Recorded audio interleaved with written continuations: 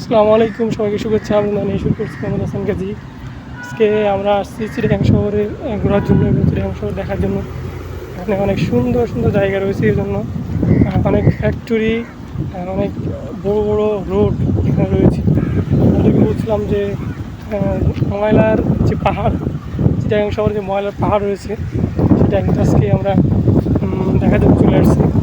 এটা কিন্তু অনেক কয়েকশো বছর আগের ময়লায় পাহাড়ে পরিণত হয়েছে এবং এই ময়লা সাগরের পাশেই আপনার নির্দিষ্ট একটা জায়গায় কিন্তু এই ময়লার স্থান তৈরি করা হয়েছে এবং এই ময়লার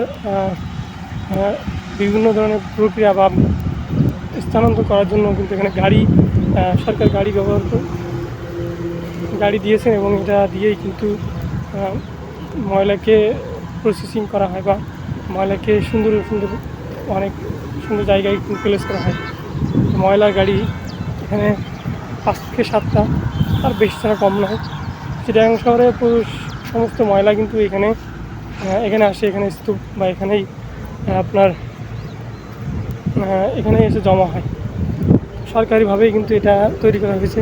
এখানে এই ময়লার প্রক্রিয়া করানোর জন্য যে সরকারি ব্যবস্থা, সেই বিল্ডিং কিন্তু এটাই, এই যে হলুদ বিল্ডিংটা, সাদা বিল্ডিংটা, এটাই কিন্তু সেই বিল্ডিং। আর এদিকে এখান থেকে এই যে পাহাড়ের পরিমাণ, এই পাহাড়ের মতো উঁচা, এই শুরু করে একদম শেষ পর্যন্ত এটা কিন্তু সম্পূর্ণ ময়লা। চিটাগাং শহরের যাবতীয় ময়লা কিন্তু এখানে এসে ফেলানো হয়। সেই ময়লা দিয়েই কিন্তু এই পাহাড় তৈরি হয়েছে এবং এটা দেখার জন্য আজকে এখানে আসলাম। এখান থেকেই কিন্তু বঙ্গবন্ধু টানেল খুবই কাছে, মাত্র 5 কিলোমিটার, খুবই কাছে। 5 কিলোমিটার একটা বেশি দূর নয়, হেঁটে গেলেই কয়েক মিনিট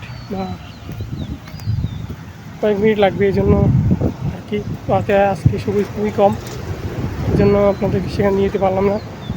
তো ময়লার যে পাহাড়, সেটা আসলে আপনার এখান থেকেই দেখলে উপলব্ধি করতে পারবেন যে কতটা বড় এবং কয়েকশো বছরের ময়লা কিন্তু এখানে লাট দেওয়া হয়েছে বা এখানে দেওয়া হয়েছে। এই সম্পূর্ণ পাহাড়টাই হচ্ছে কিন্তু ময়লার পাহাড় এবং আমি উঠলে কিন্তু উঠতে পারতাম।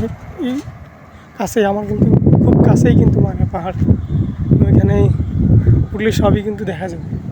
কিন্তু সামনে আগানোর চেষ্টা করছি, দেখা যাক কত দূর যাওয়া যায়। এবং এটাই কিন্তু সেই ময়লার পাহাড়। হাজার গাড়ি ময়লা কিন্তু এখানে ফেলানো হচ্ছে এবং এই বেকু বা স্কিমটা সবসময় কাজ করছে ময়লাকে প্রসেসিং করার জন্য, ময়লাকে ভালোভাবে রাখার জন্য। এবং এটাই হচ্ছে সেই ময়লার পাহাড়, চিটাগাং শহরের ময়লার পাহাড়। আপনাদেরকে এ পর্যন্ত দেখানো ছিল। সবাইকে শুভেচ্ছা এবং জানিয়ে শেষ করছি। মোহাম্মদ হাসান।